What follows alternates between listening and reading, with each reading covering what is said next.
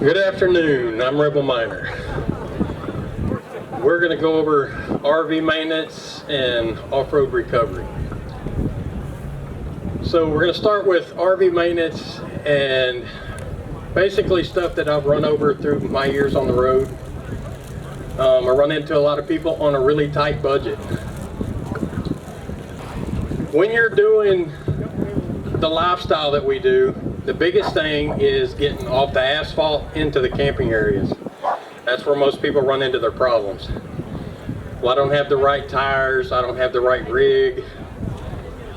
The biggest thing is if you have a problem, pull over, walk into the camp area before you pull your rig off into it. That's the biggest thing. You don't want to get the rig into there and then realize, oh, I messed up, because then it's too late. A little bit, kind of got off base there. With RV maintenance and rig maintenance and stuff like that, our life is dependent on our vehicles. So the better we take care of our vehicles, the better it's going to be. In other words, if you can up the oil changes versus what you've heard is the norm. Tire rotation. I recommend everybody, anytime you leave for a season, I'm leaving Quartzsite, do a tire rotation. I'm leaving Pahrump, do a tire rotation. I'm done with Flagstaff, do a tire rotation. There's lots of nomads out there that can do the tire rotations for you and save some money and put some money into another nomad's pocket. Oil changes, the same as well. There's places, towns are getting better and getting bigger areas for like Flagstaff, for instance, has a mobile bay now where you can rent out a mechanic station and pull your rig in and work on your own vehicle. They've got tools for rent, for lease and stuff like that. But the biggest thing is take care of your vehicle. Make it last as long as possible. Our lifestyle is really rough on vehicles. Tire rotation. And I see another thing on tire rotation is I've got a lot of friends that store their tires when they get new tires. Like Flagstaff is a really popular place for nomads. Quartzsite's a really popular place for nomads. HOWA. They'll get rid of their old tires, and what is, Walmart charges you 20, 30 bucks to get rid of a tire. So you get an extra $100 just to dispose of your tires. Yeah, the tires might be worn out and on their last leg, but we could throw them in storage and you get a tire down the road that gets cut down or whatever. When you get back to Quartzsite, you can swap it out. There's ways to save money instead of just throwing tires that, probably still got 10,000 miles left on them. Oil change, water. Water's a big thing. I know we talk about, water's our lifestyle. We gotta have water. We gotta have water for cooking and cleaning dishes. Always carry water with you when you're traveling. Before you leave to go to another state, another town, another camping area, throw, a couple gallon jugs in the back. You never know when you're going to bust a hose or something. And those of us that carry extra hoses and belts with us, because we know it's going to happen, if you can't do the physical part of the labor, somebody might stop and help you and swap the hose out, but now you don't have water. So always tote water. That's the biggest thing. Is a lot of people believe, you can't put water in the radiator, it's got to be antifreeze. Yes, you can put water in your radiator to get you to your next spot, or a mechanic that can flush the system later on. A gallon of water is $1 versus a $400 tow bill. And distilled is encouraged. Distilled is encouraged. There's a lot of tricks and different things that you can do with your vehicle in this lifestyle. I don't recommend it anywhere else out in society. You can buy longer on an oil change. For instance, there's a lot of us out there that only keep our vehicle for 2 or 3 years, and what's the chances somebody's going to buy it once we're done with it? It's pretty much gone at that point. There's a lot of us out there like that. So you can buy a couple extra months in between oil changes, or a couple, 3,000 or 4,000 miles in between oil changes, because you're not trying to get 20 years out of the vehicle. That's only for us that swap them out every 2 or 3 years. If you're going to be stuck in it for a long time, you want to do extra oil changes, basically, if that makes sense. Another big vehicle maintenance thing, well, it's not really a maintenance thing, it's fuel. Judge your fuel. Most of us are on budgets. Know where you're going. For instance, if I'm leaving here and I know I'm going to go into California, I'm going to go Vegas, Pahrump, places like that, or dive over into California for a bit, try to time your fuel stops. Hit the pilots right on the border, and then go into California as far as you can go, come back and get fuel. You would be amazed at what the fuel prices are. And if you keep track of that, you can save a lot of money. Anytime I do the east side of California, I stay in Nevada and just go back and forth like a zigzag or a zigzag. Never buy gas over there. It's outrageous. They got any questions on vehicle maintenance? We can go from there. Batteries in the vehicle. We kind of got a knowledge of lithium and lead acid and stuff like that for our house batteries, but let's talk starter batteries for a car. A starter battery has got labels on it and different things that show you that it's for starting a vehicle. Usually it's cold cranking amps and stuff like that. You can get away and use that for solar, but you're not going to use it very long before it self-destructs. They're not made to go long, deep discharges and then come back fully charged. Batteries, they don't do good in cold, the starter batteries. They don't like to be cold. A lot of people, especially if the schoolies and stuff like that, they get up, in Wyoming and Montana and they catch a late snowfall in the spring. Hey, my bus won't start. It's because its battery's cold. A lot of times you can get that battery out, get it out of that engine bay and set it in the sun. Heat it up, put it in the truck with you. Not while it's hooked up, but just put it in the vehicle where you've got the heater on, your diesel heater or whatever, and heat that battery up and get it back to life. A lot of times, if you're on a budget, boat places and marinas are really great places to get starter batteries for your vehicle in a pinch. They sell them for $12. That's what the recycle fees are for them. These guys that got these $200,000, $300,000 boats, they bring their boat in and they do a trade-in.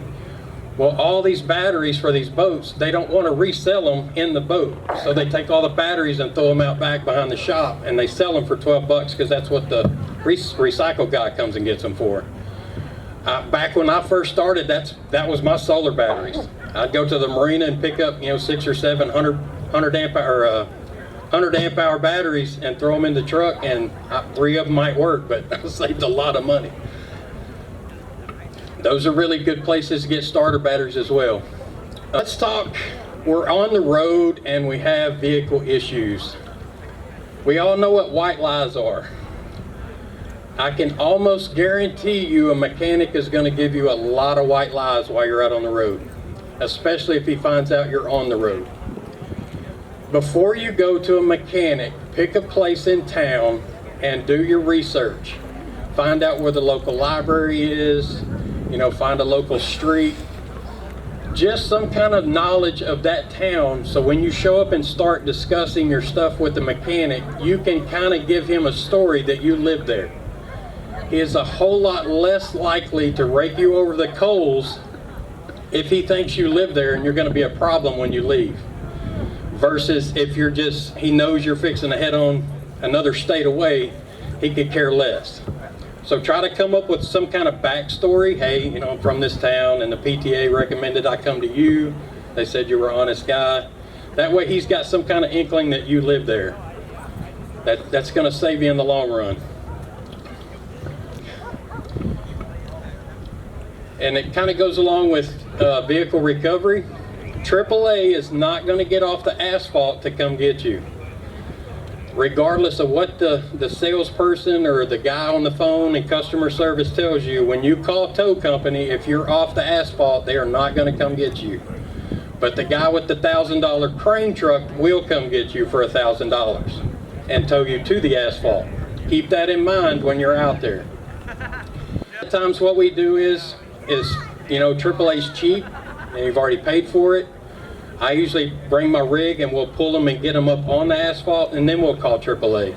Get them out of the desert or get them up on asphalt where it's a lot cheaper. Meet within, your networking groups and Facebook and stuff like that. Ask around when you have an issue. Don't just panic. Oh my God, my transmission's gone. Start talking to people. Chances are 9 times out of 10 we've all went through it at some point on the road, and you'll find out and you'll get a lot of stories. You'll get a lot of the other stories, but some of them will make sense and help you out. Somebody's been through it.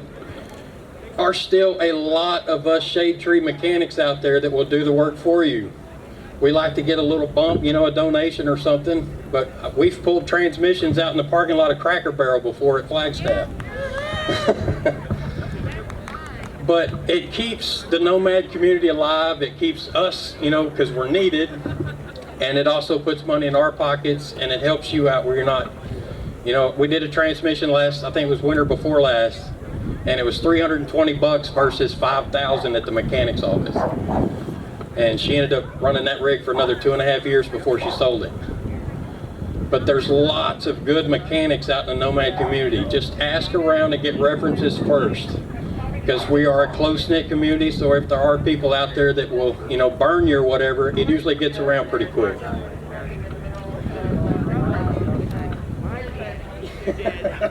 That was actually her transmission. But there's always ways around the system, but there's always cheaper ways of getting stuff done. But if you just panic right out the gate and start throwing dollar bills at stuff, you're gonna lose money quick. But we've all been on the road for a long, long time, and you can ask around and get advice and different things like that. There's not a town in this country, I don't know where the best mechanics are. I don't know where there's a pick and pull, because we've been on the road forever. We know where all the places are. We know the cheap places to get parts. That everything that you've got from the mechanic is verbatim. Just like if you were in healthcare, you always get a second opinion. Chances are the first opinion is going to give you, what's wrong with your vehicle, and 5 or 6 extra things. Negotiate with the mechanic. There's not no set. Let's see how you say this. I've never went to a mechanic and got a menu before. Everything is on the table. Whether it be, hey, can I camp in the back lot? You lock the gate and I keep the keys. None of that is unheard of. It all happens every day. A lot of people panic because they're going to be without the rig. 9 times out of 10, especially out west, if you're in a small town, the mechanic will let you stay there in your rig while they do the work. Mobile mechanics. But be very careful when you're dealing with a mobile mechanic, because the time that they show up, you're getting an invoice whether he got out of the vehicle or not. Make sure everything is up front and clear before they send a truck. Sometimes that you don't know what's going on with your vehicle, and it could be just as simple as jumping it off, and they're going to get you for $200 or $300 when they send that truck out. Mobile mechanics will give you a set price before they leave, and you can basically say, look, I don't want you to touch my vehicle, I just want you to come out and diagnose. And they'll give you a charge, hey, it's $75. That way at least you can get an idea what's wrong with your vehicle if there's not somebody else close that can come look at it. Networking like in Facebook with the nomad community is like lightning fast. If somebody doesn't know, they usually know somebody that does know, and it goes down the channels. Within 10 minutes, we can FaceTime you on FaceTime and say, okay, pop the hood, let's see what you got. But always try that first before you start opening the wallet, because it gets expensive fast with these vehicles. And that falls back with taking care of them. And the biggest thing in the quartzite area, I'm sure you've noticed, is the dust. People don't realize it, but that dust gets everywhere. Well, I've had all my windows shut, my doors shut, and we had a little dust storm, and there's dust all over my covers, my blankets. Your engine is the same exact way. Anytime your vehicle's been sitting a while or after a dust storm, take that air filter out and give it a good bang or two. Close it back up and good seal on it. Don't ever put any of the additives that they recommend. A lot of these sprays and stuff tell you, you can spray your air filter with this and it saves life on it. Don't ever spray your air filter. That spray is not made to be out in the desert. It collects all the dust and everything. It's great for driving around, Chicago for a couple of years, but you can take it out here for an hour and it's going to clog up and you won't get no air to the engine. It'll be done. Thing is, while you're driving, we don't have houses, we don't have water heaters to worry about, we don't have, electric refrigerators and stuff like that in a house to worry about. So what we worry about is while we're driving, we're watching those gauges on the vehicle. Those gauges will save you thousands of dollars. I don't know how many times I've pulled up to somebody's vehicle and there'll be a rod laying on the ground and she simply could have missed it if she would have looked at the gauges, 3 miles prior to that. The gauges are going to ring, they're going to ding, they're going to yell at you. If you've got an older model, they might not yell at you, but they've got a big old red pin that goes into the heat ranges and stuff like that. Pay attention to those gauges. They're going to save you. The second something happens, pull over.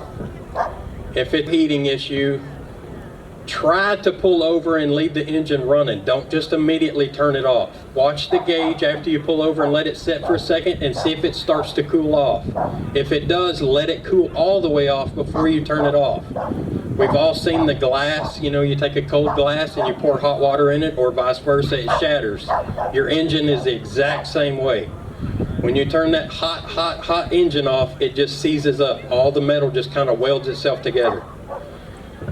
Going up and down the mountain passes, put your flashers on. Just forget you have anybody in the rearview mirror. That's what well, I've got people, they're going to run, nobody's going to run you over. Take all the time you need to get over that mountain. The truckers do it. They're smart. That's why.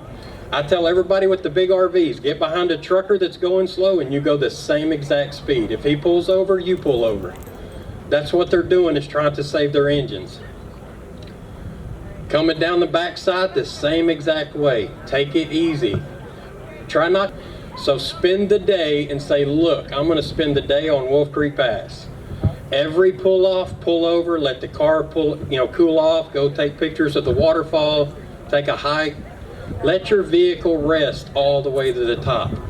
Take a day in it. If it's an emergency situation, go the other way. Go down through New Mexico and go in a different direction if you're in a hurry. But you're going to destroy your RV. I've seen brand new RVs burned up. We was doing a work camp rig this year in Pagosa Springs, Colorado. And every rig that was coming from the east would pull in there, and you couldn't even get close. Some of the brakes, you could just get the heat off of them. It was like campfires. All that stuff, every time you do that, it's just like, the doctor says, if you smoke, you save 5 years if you quit smoking. Your vehicle's the same exact way. Take your time going over the pass. Your vehicle should not know it's going over a mountain. When the gauges start yelling at you, you're going way too fast. The same thing with heat. My last rig, I got 630,000 miles on it. I had to rebuild the transmission once, but put a head gasket in it. But the biggest thing you can save on these engines, especially out west, Death Valley and places like this, if you're crossing and going into California somewhere where it's cooler, Flagstaff, you're going to go through spots that's 119, 120, 130 degrees. Drive at night if you can. I know a lot of people don't like to drive at night, but you're going to save so much wear and tear on your vehicle by driving at night. Starting at early evening, where it's about 4 or 5 o'clock when it starts to cool off, take off and do a couple of hours, wait the next day and do it again. Basically, just take your time. Don't ever put yourself in a hurry where you've got to cross 2 or 3 states in a couple of days. Take your time. We'll do a little bit more on the vehicle maintenance when we do the break off here with the vehicle back there. Let's do off-road recovery. That's kind of my specialty thing. I love playing out in the mountains and the deserts. So everybody, when they first start out, especially a lot of people that's never been to a desert or never been to the mountains before, they think you automatically need to go out and spend $5,000 on off-road recovery equipment. I have been doing off-road my entire life. I have 3 tools that I never leave: a wool blanket, a tow strap, and a shovel. That's all I've ever had and all I've ever used. You can get out of anything with a wool blanket and a shovel, just like you can with all the thousands of dollars, all the cool fancy traction boards and winches and all the cool stuff. A wool blanket will get you out of the mud and sand faster than anything on this planet. When your tires get into the sand, especially out here, so you've got three scenarios. You've got rock, you've got sugar sand, and you've got sand. A lot of people associate sugar sand with confectioner sugar. That's the stuff you see blowing behind the vehicle when they're driving out in the desert. That's the super microscopic dust. That's down underneath the gravel and the dirt in the desert. You know how you hit your tires and you kind of spin out a little bit and you feel like it falls down a little bit? You're breaking through the crust of the desert. The desert's like a peach cobbler. It's got a crust on top and then it's all confectioner sugar underneath. If you spin the tires too long, you're going to break through that crust and those back tires are going to fall through that. Once they fall through, you are done. You're not going anywhere without some kind of work. So how do we avoid that? First, we stay off the sand. If you can't see rocks, we don't drive in it. That's the first thing. Unless you're in an off-road vehicle and you just want to go have fun. That's completely different. We're talking about, I don't want to ever get stuck. Stay on the rocks, the black, rusty looking rocks. If it's a different color, it's a different color for a reason in the desert. Washes, most of us know what the washes are. If you haven't already, that's where the stream, it looks like a dried stream or a dried riverbed. We never ever drive in those. A lot of times, well, I seen the path and it went through there. That's fine. That you don't know what went through there. I mean, it could have been a Sheridan tank. Don't follow tracks and assume you're going to make it. We tried to pull out a 40-foot pusher last year out of one of the washes. He thought he could get through it, and yeah, he got through it. The front got on one side and the back got on the other side, and we could walk underneath the rig underneath in the middle. You have to be aware of your surroundings. If it's questionable, get out of the vehicle and walk across it. You wouldn't send your kid across something first. Don't send your vehicle across it first. Get out and walk it and see. You can tell with your shoes if it's going to be an issue or not. If you step in it and your sole goes away, do not put your vehicle in there. Now let's say our back tires, we fell through and they've spun. The very first thing we do is stop. Do not hit that gas pedal again. You are going to make it worse and worse and worse. You need to start digging at that point. That's not the point we put it in reverse and we start rocking it right. It's safe right now. There's a lot less work needed right now. All we have to do is break the plane in front of those back tires where they're sitting in a hole. Basically, you're just going to move a couple of rocks out of the way. It's basically like a chalk tire, like when you chalk the tires on your rig. That's what that sand is doing. That rock in front, that crust layer is sitting in front of your vehicle tires. Just make sure it's flat for the back tires. And then the next thing you want to do is ease on the accelerator. If the tire spins, you're going too fast. Most of us have got a number 1 on our shifter, if it's an automatic. Put it down into that number 1. That'll keep your foot a little bit easier on the gas pedal where you don't spin those tires. If the tires are spinning, you're not going anywhere. You're just going to make a lot more digging for yourself. Take your floor mats out, or take your handy dandy wool blanket that you can use for sleeping or multiple other purposes, so it's not just an off-road thing. Shove it under the back tires. Let it grip that wool blanket. The second that wool blanket goes under the back tires, you can simply just drive out like you were in a parking lot. The wool blanket will stop your vehicle from sinking anymore in that sand. A lot of people say, oh, the traction boards are the way to go. They are. They're good things. I'm not dissing those, but us in the nomad community, our vehicles aren't set up for off-road. They're definitely not set up to drive over a walkboard or a traction board.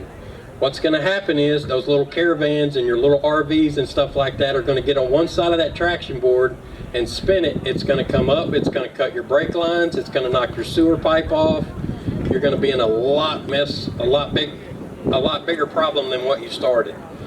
Traction boards are great if you've got a really raised up vehicle with big off-road tires and stuff like that. That's what they were designed and made for, not for a little RV or a little Honda or a caravan. Sticks, brush, anything that you can pack underneath that tire. Now when I say that, you don't want to grab a stick with big old prongs and stuff sticking on it. It's going to cut your tires up. We've seen that a lot too. People were like, well, I just threw the sticks under there, and then they shred the tire. You just want to get something in there with the sand to support the weight of the vehicle. But the biggest thing is not getting on that accelerator. Let's talk front wheel drive cars. Front wheel drives get stuck a little different. Once you get that front wheel drive car and the front tires are spinning, you're never ever going to try to go forward ever again. Your vehicle just turned into rear wheel drive, and what I mean by that, you're going to have to get out in reverse, because it's basically like you're having a forklift when you're trying to go out forward. The car's trying to crawl up the sand, and it's got all the weights on the back. It's not going to do it.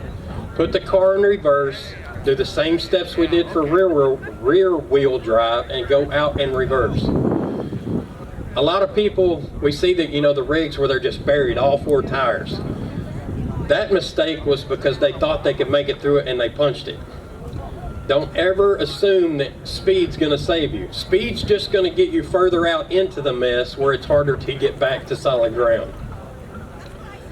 That comes back to our walk out there, take a few steps, and navigate it.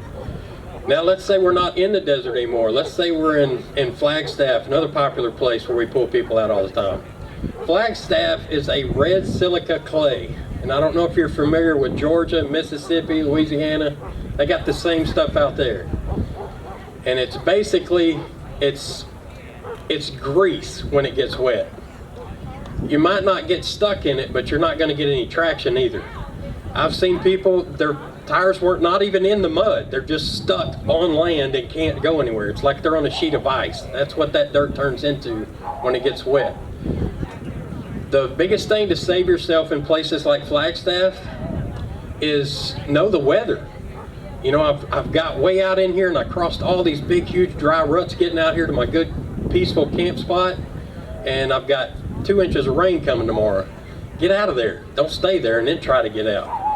Get yourself back closer to asphalt, especially if you watch the weathers. Even here in Quartzsite, I crossed 3 washes to get to my campsite. It's supposed to rain tomorrow.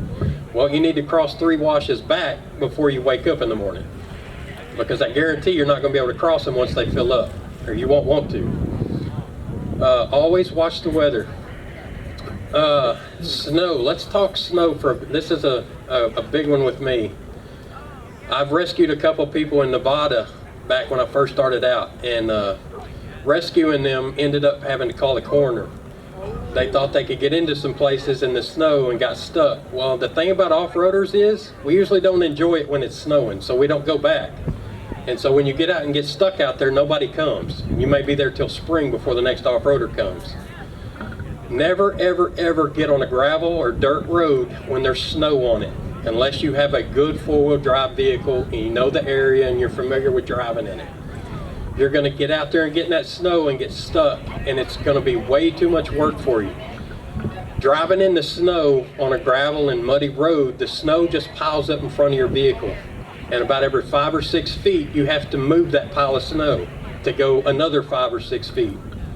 And so if you're already out there 2 or 3 miles, chances of you making it back are slim to none. So don't ever take chances like that. Getting in the mud and stuff like that, yeah, a couple $100 in tow charges, no harm, no foul, but getting out in the snow is going to get you killed. Run out of food, you're going to run out of water, you're going to run out of diesel for your diesel heater, your car's going to run out because you're going to use the heater because you're freezing to death, and eventually you're going to have to make the decision to walk out of there, and then that's when it gets bad. So don't make those decisions of getting into places like that. Crossing low water crossings, there's going to be a lot of places that you're going to find out in your tourist travels in places like Nevada and California. You're going to have to cross some water. There's a couple of real popular camping places up in Carson in New Mexico that's got low water crossings. Low water crossings, what they mean by is there's water physically flowing through them. They've got a really good bottom. They're made for vehicles to cross. But they're made for that water to be able to go under the vehicle. And if you've got a really low profile vehicle and you're sitting low, that water hits the side of your vehicle, it's going to push you down the creek. You're not going to go rolling down rapids, but it's going to push you enough off the road that you're going to get a hefty tow bill to get out of the creek. Don't ever cross water that's higher than the bottom panel of your vehicle. Does that make sense? and that's only in emergencies. When the water hits the side of the vehicle, that's when it gets dangerous, because you can't stop water. You're not going to in a vehicle. It's just going to push you out of the way. If it can go under the vehicle, that's a different story. You've got a chance. But if you're in a low-profile vehicle, don't cross the low water crossings. Let's talk about, okay, I've buried my vehicle and there's no chance of me recovering it. I've got, I'm in poor health. There's just no way I can dig this vehicle out. At what point right there do we need to assess the situation and say, okay, now I need to call somebody? It's too late at that point. There's so many times people, I don't have cell phone service. Now I've got to walk all the way back to American Girl Mine Road so I can get cell phone service. Make those decisions before you get off the asphalt. Have a plan together. Know where you're at. Have cell phone service. At least give somebody a buzz in your tribe. Say, hey, this is where I'm camped out. If I don't call you in a day or two, maybe send help or something, There's so many instances, the elderly and those that have health conditions and stuff get so far off the road, they get lost and then get stuck and have to walk out and they can't. So make those decisions, have a plan together before the vehicle gets stuck. And that leads me back to another spot of, we've all been in a position where we're sitting, the vehicle's stranded, and we're thinking about hot dogs or something at the convenience store. It's like, man, that would be great right now. The next time you go into a store, think about all those things that you wished you had when you broke down. Make a list and have those in the vehicle. When you're broke down and wanting them is not the time to be making the list. In other words, when you hit Walmart, before you head out into the desert or up into the mountains, make a list. What would be really good for me if I'm stranded for 4 or 5 days? Maybe a couple extra wool blankets, maybe a shovel, maybe the new GPS thing that they've got where you can get a text message out that are super pricey, but worth it if you got health problems or something. That's the time to make those lists, not when you get stuck out there. Because I don't know how many times I've been stuck somewhere like, man, if I just had this, I could have got out, or if I just had this, I'd been more comfortable if I had an extra couple gallons of water. Have those things with you. It'll become second nature as you stay on the road longer. I don't know how long y'all been on the road, if you're just starting out or thinking about starting out, but it'll get easier. It'll become second nature when you leave to go to a different state or move from one work camp place to another work camp place. It'll just become second nature, like going to the grocery store. You'll think of all the things that you need to think of before you head out. When do we, this is going to be, it's kind of a off kind of topic thing, but it's something that's really became the norm here lately, and I've seen so many people get into binds with this. A lot of us like to cook in our vehicles, and a lot of us are smart when we keep fire extinguishers. A lot of us aren't real smart when it comes to the fire extinguisher when we deploy it. And there's so many people perishing here lately, not from the fires in the vehicle. It could be just a little bitty fire in the vehicle. Get out of the vehicle before you use the fire extinguisher. I don't know if this is a new thing or we're just now hearing about it all, but so many people are being in their vans, they get a little fire or the food sparks up or something like that, and they hit the fire extinguisher. These fire extinguishers are made for open areas, big areas like a kitchen or a big open area, not a minivan. When you fire that thing in that minivan, it instantly takes all the oxygen out of that van. You've got one breath that you took before you sprayed it to get yourself out of the vehicle now. If you inhaled that, you're done. There's so many people perishing like that here lately. Make sure let the vehicle go. It's not worth a life. If you think you can get it with a fire extinguisher, get out of the vehicle, then spray the fire extinguisher, not in it with you. Okay, so his question was airing down the tires. A lot of us aren't familiar with that. What does he mean by airing down the tires? So in the off-road community, what we do is when we get, we've all experienced washboard on the gravel roads and stuff like that. It just vibrates our rig to death. So as off-roader guys, we like to air down our tires. And by air down, what we do is basically take them down to about 10 psi. And that takes the abrupt jolt out of the vehicle suspension. It's not safe for asphalt travel at all. It's not safe for high speeds at all. It's only for experienced off-roading. If you haven't done it before and you've got a really nice Jeep, you want to go out and do some off-roading and stuff like that, watch a couple YouTube videos, call some friends or something like that before you go out and do it yourself. People forget that they air down their tires and get back on the asphalt and get up to about 40 miles an hour and the tires come off. They're not made for high speeds or asphalt. It's just to take the blunt jarring out of your vehicle. I wouldn't do it if you're in a van, you know, with radials and stuff like that. It's not worth the effort of having to air them back up when you get off the washboard. Basically just go slow, unless you're out there to have fun, obviously.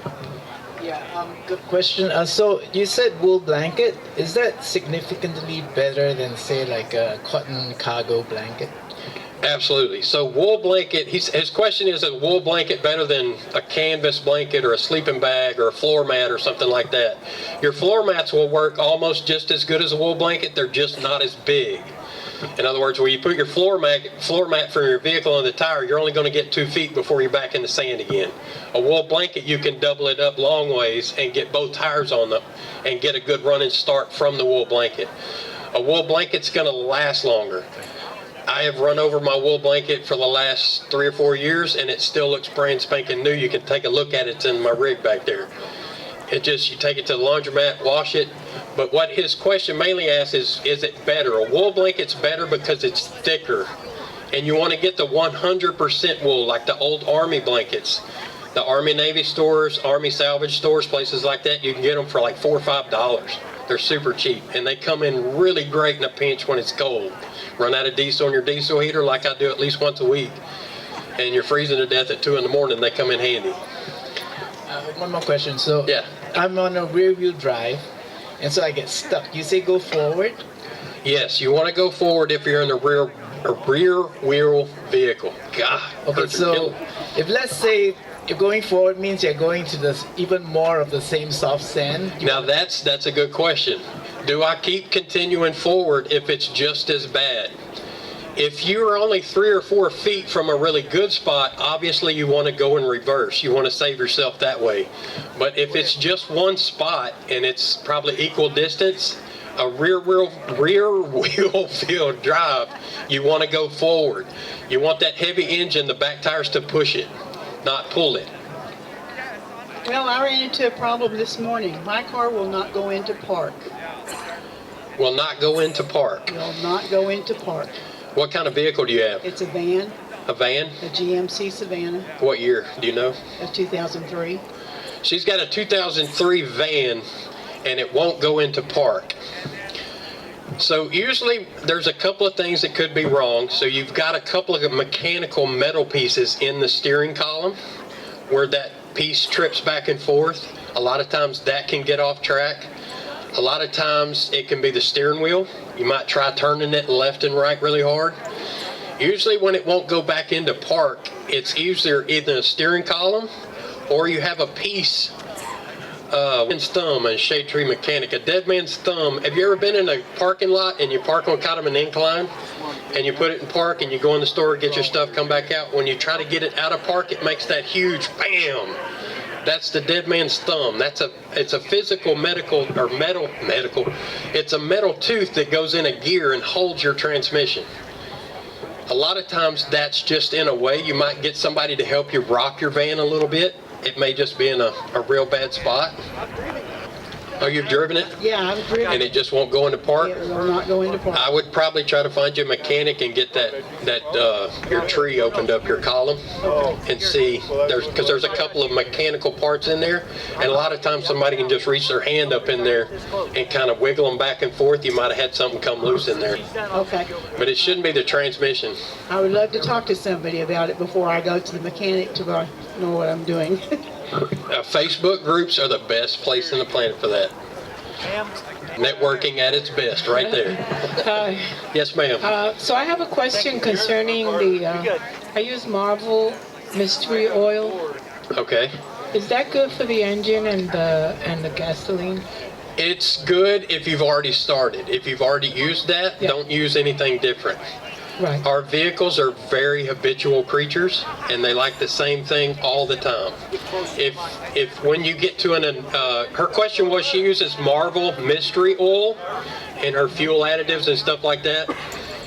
And anytime you start using something, you don't want to change what you're using. In other words, don't use it one day and then wait 6 months and use it again. You want to get into a routine and a habit. It changes everything. It changes your octane. It changes the heat of the engine. So you want to maintain whatever you use and do it verbatim. I recommend Seafoam. I've used it my entire life. My dad's used it his entire life, and my grandpa before him. Everything. We were on the way to Flagstaff a few months ago, and my injector started missing really bad. And we put a $17 bottle of Seafoam in there, and within probably about 15 miles, there's not an issue whatsoever. But yes, it really is good stuff. Okay. But always use it. Don't just use it here periodically and change.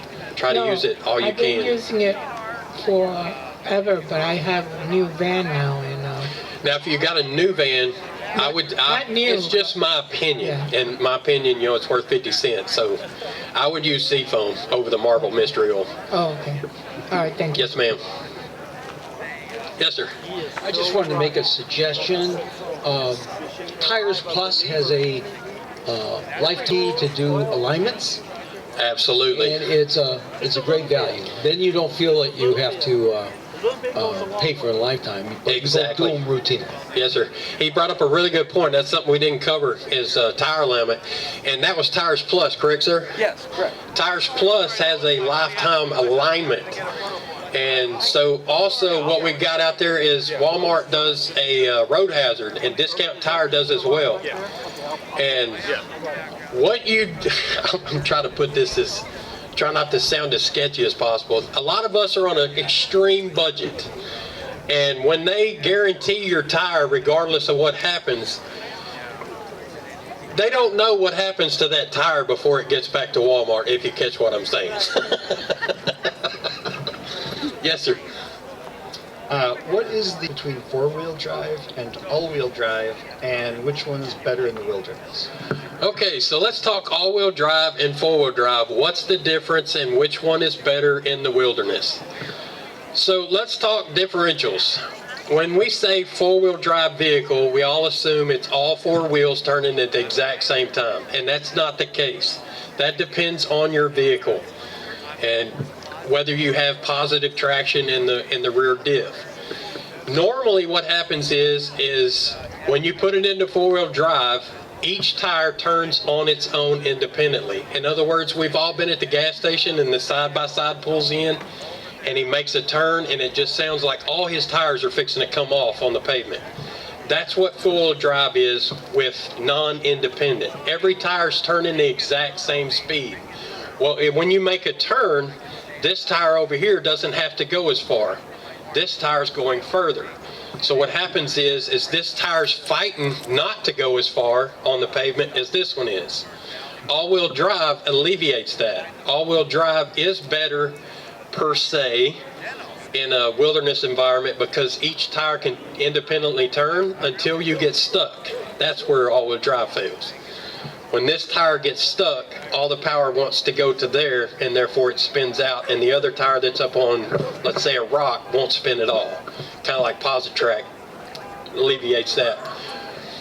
But four-wheel drive, you run into a lot of problems. People think, well, I need to put it in four-wheel drive. There's ice on the road. And then the control, how does that? Traction control basically is like the computer sensor. It's like a really glorified anti-lock brakes. And when it senses that one tire is going dramatically faster than the other one, it loses power there and goes to the other one. It's kind of like a really good Positrack rear end, like from the 80s and 70s. So I Yes, have ma'am. an all-wheel drive question too. So you talked about going forward or back depending on which wheel drive it is. If it's an all-wheel drive, do you back up? Or If go you're forward? all-wheel drive and you're stuck, you're in a real bind. That means all four are spinning. At that point, you've got to independently dig out each tire because you're not going to know where that computer is going to set the power for each tire. Does that make sense? You don't want to spin the tires is what I'm getting at. So you're not going to know without hitting the gas pedal which tire is going to pick up power.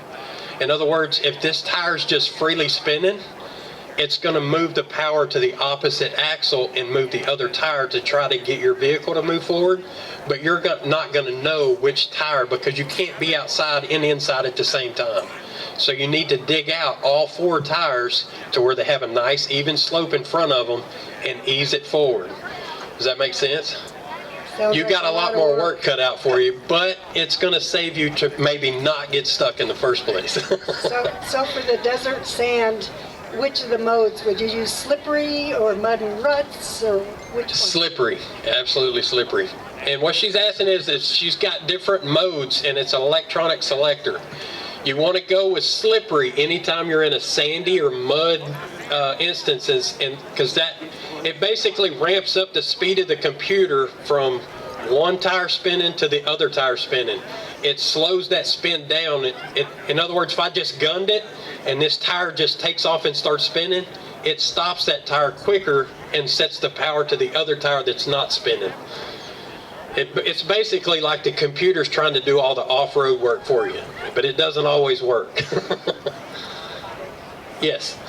Much love to you. You are a true blessing. Thank you for everything that you're saying, mentioning, and about to show us. Appreciate it. If there's any mechanics in the crowd, I will. If you love the money and attention, I will be standing over there. I would love to take your city, phone number, and state. We love to travel. So, Rebel. I'm nervous. I got distracted because you were talking about create a story for a mechanic, make them believe you live there, right? But you had mentioned something about. Were you saying a company, No. Using like a nomad. That's where networking gets involved.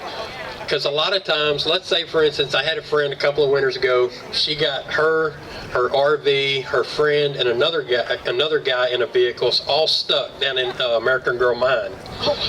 And she basically said, "Hey, can you come bail us out?"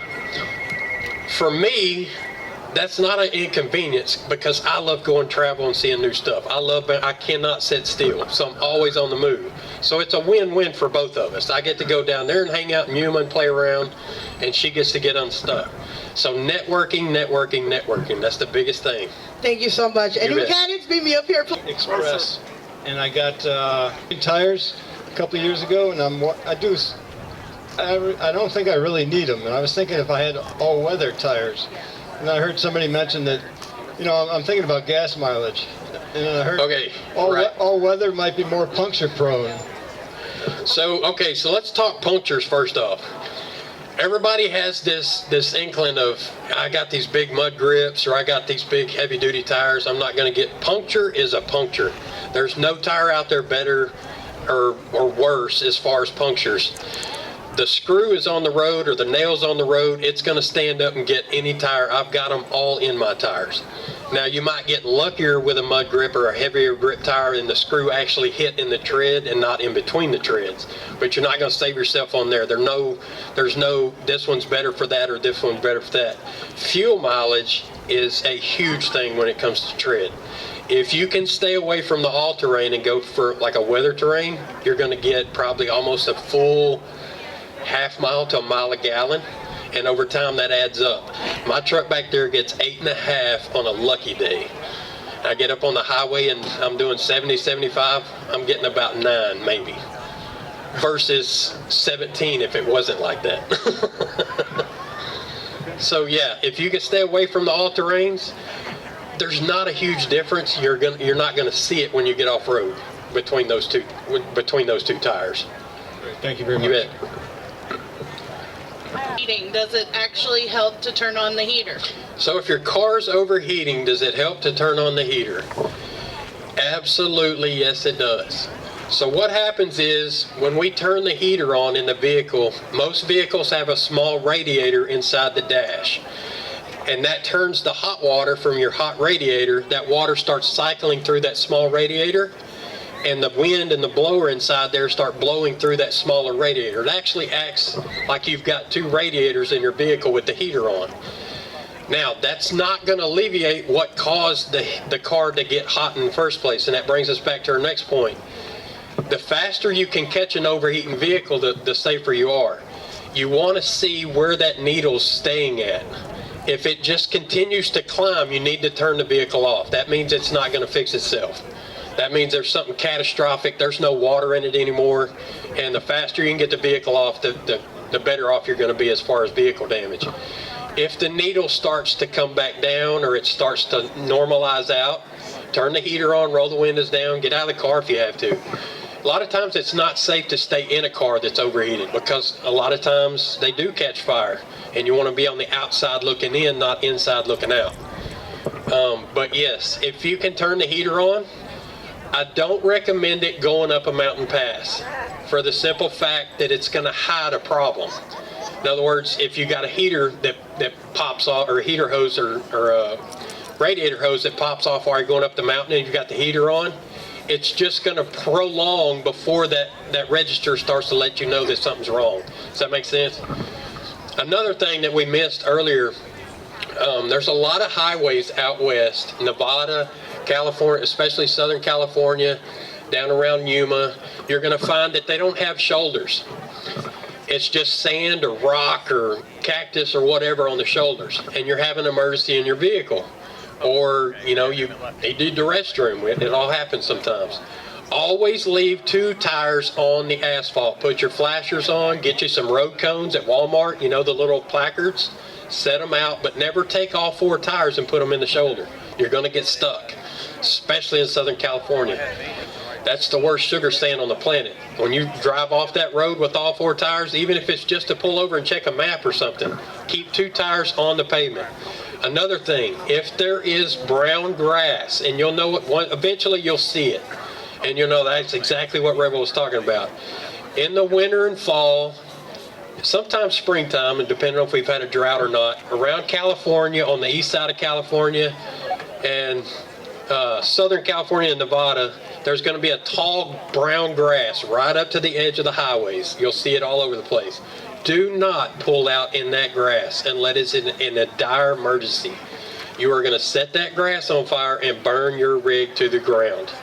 Your exhaust will hit that grass and catch it almost instantly. Pull up to the next pull-off or somewhere where there's gravel or sand. And like I said, if it's an emergency, obviously pull off and get off the road. But if not, wait till you get to a pull-off. And I guess we'll move back here to the vehicle. That's what we're doing, right? Yeah, well,